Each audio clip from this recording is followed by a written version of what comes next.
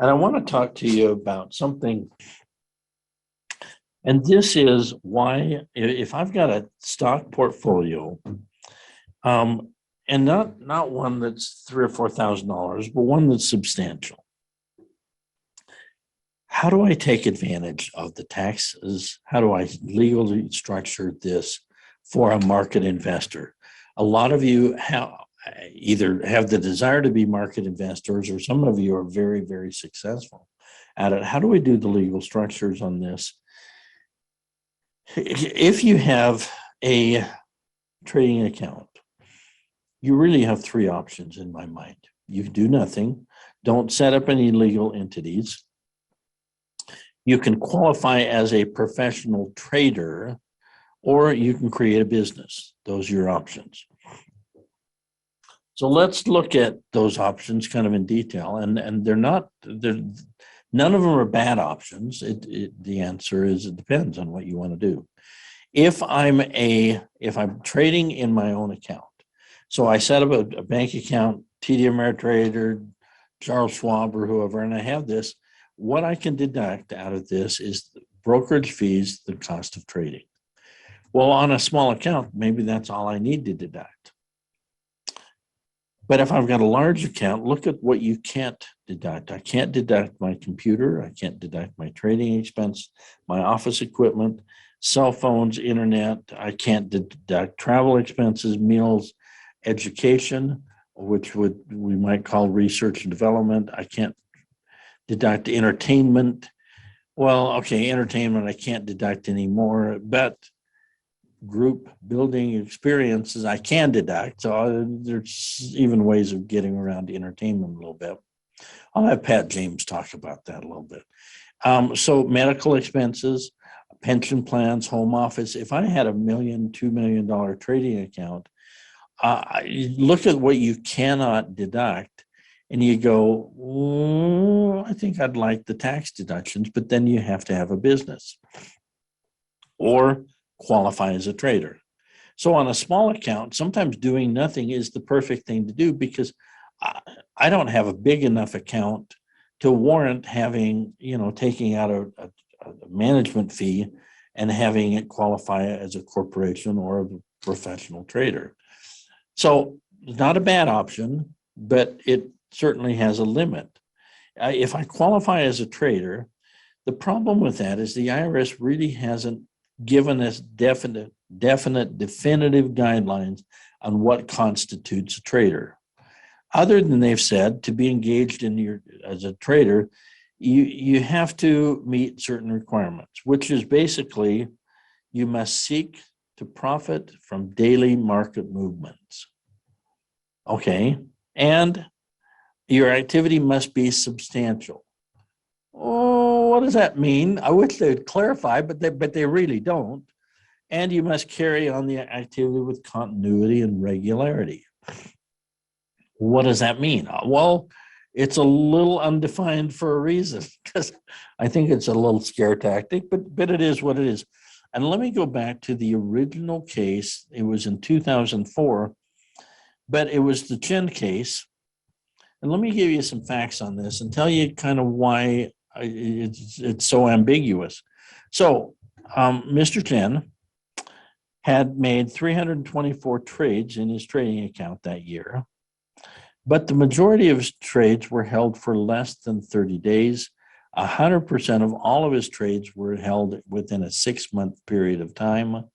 And then I don't know what he did with the other 6 months. Maybe he went to Bermuda, but he didn't trade. 86% of all of his trades were made over a 2-month period of time. So he was a very active investor for 2 months, spread it out a little bit more over 4 months, and didn't trade with continuity and regularity. So although he claimed lots of deductions, the IRS denied them, saying that it wasn't continuous trading. He failed to meet the continuous trade test. The court also noted that he held another job for most of that time. So is he a trader or not? the answer, but the IRS court found says no, he was not. All the deductions that he had claimed as a professional trader were denied, and he was forced to pay the taxes and the penalties for not doing that. So because the standard for being a professional trader is so high, most of us that are kind of backchair traders and have full-time jobs and we're not day trading on a regular basis, we really don't have an option. So our option is now go back to nothing, don't claim the tax deductions, or we create a business. That's the option I wanted to really talk to you about. So let's say now this could be a limited partnership, or it could be an LLC, and we're going to use this interchangeable. This would own the account. And now I set up a corporation, and it could be an LLC taxed as a corporation. Just give me a little latitude on this. But so we'll get into a lot more specific details tomorrow, and I'll explain the difference between LPs and LLCs, and we'll get into this a lot more in case studies. But right now, the 20,000-foot view, one entity owns the investment account and one manages the investment account. So in essence, what you've done with the corporation is set up your own little Charles Schwab, Morgan Stanley, Merrill Lynch, whatever it is. And by using the corporation with the limited partnership, you have greater asset protection and tax advantages. You see, Charles Schwab can deduct things that you can't as the owner of an investment account. Charles Schwab doesn't own the investment accounts. They simply manage them. Therefore, remember, the owner can't deduct very much, but the management company can. So that's what we do. We say, okay, the corporation will manage the affairs of the partnership for a reasonable fee. The brokerage account could be conveyed into a limited partnership or an LLC for asset protection. I've got a very large brokerage account. I don't want it taken in a lawsuit, so I put that in a legal entity that will protect it. Give me good charging order protection. We'll talk about that tomorrow. So they can't take that away. The corporation really doesn't own a whole bunch. And so that doesn't need charging order protection because it owns a desk, a chair, a computer, but it gets all the tax perks that I want.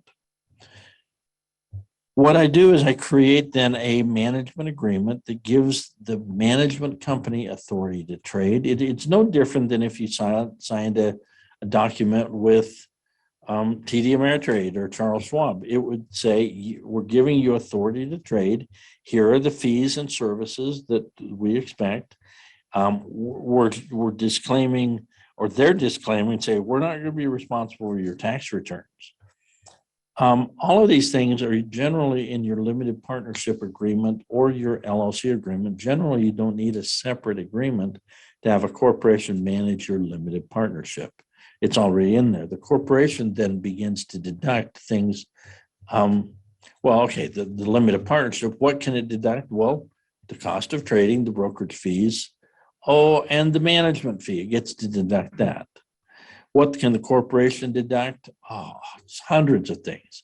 Corporations and computers and internet and cell phones and software. I can't deduct those things as the owner of the company, but I'm not the owner of the company. I'm simply managing.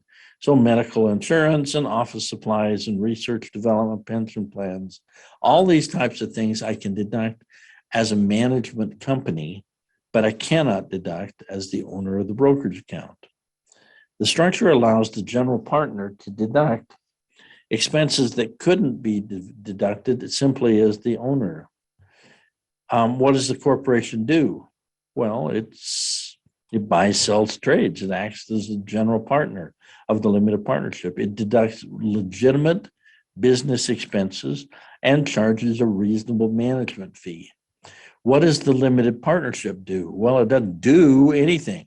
You want any money that you take out of that limited partnership to be passive by nature. I didn't do anything. The corporation managed it. So it simply owned the investment. That's all it does. And it decides at the end of the year whether I'm going to retain or pay out earnings. That's it. That's all it does. Where does the money flow in this situation? What I'm going to do is the same thing you do to Charles Schwab. You would pay their fees out of the investment account, wouldn't we? The structure allows you to reduce the gains at the personal level. That's supposed to be a great big blue arrow that shifts all the money or money up to the management company. Not all the money, but it could. What it does is it reduces the gains at the personal level and moves them to the corporate level to fund the desired tax perks. What's a reasonable management fee, I guess you ask? Well, fees are generally strategically planned to equal whatever your management fees might be. If it's reasonable, let's say I need $40,000 worth of medical expenses and a little travel and I need another education course. And all in all, I need about $60,000 in the corporation that I can't deduct anywhere else. Oh, and my cell phone and my internet, so it's $62,000. So that's what I need in the corporation. If it's reasonable, and if I'm managing a $10,000 brokerage account, that wouldn't be reasonable. If I'm managing a very large account, that's what I need in the corporation. My management fee equals, about $62,010. Yes, at the end of the year, there is double taxation on that C corporation for, what was the profit? Oh yeah, $10 in profit. You see, we're funneling enough money out of the investment accounts to pay for the tax perks that you desire. I hope that's sort of making sense to you. People investing in the stock market often use a three-pronged approach. They're using the corporation. Again, they're using an asset protection entity like a limited partnership or an LLC. And then they also use a revocable living trust. We'll talk about that a lot when we get to case studies, and I'll show you case study after case study and plug in all the pieces together. But the limited partnership in this case becomes your asset protection entity. If you get sued, they can't touch that. The brokerage account is safe. But I'm taking all the tax deductions I can legally take out of the corporation, and the living trust now becomes your estate plan. What I'm doing is I'm going to take all the rights and interests of the corporation upon my death, and I'm going to assign those to the trust. So when we go to set up the corporation and issue stock certificates, we're not going to list them in your name. We're going to list them in the name of the revocable trust. When you die, you died, but the corporation didn't die, and your ownership of the corporation doesn't go through probate. I take the management, just maybe 1 or 2 or maybe 5 or 10% of the limited partnership, give that to the corporation. It has to have something to manage it, so it becomes the general partner. And all the rest of the ownership rights of the limited partnership come down to the revocable living trust. So in essence, the corporation is going to own the desk, the chair, the calculator, maybe the computer, but really there's no appreciable assets in there that make it attractive.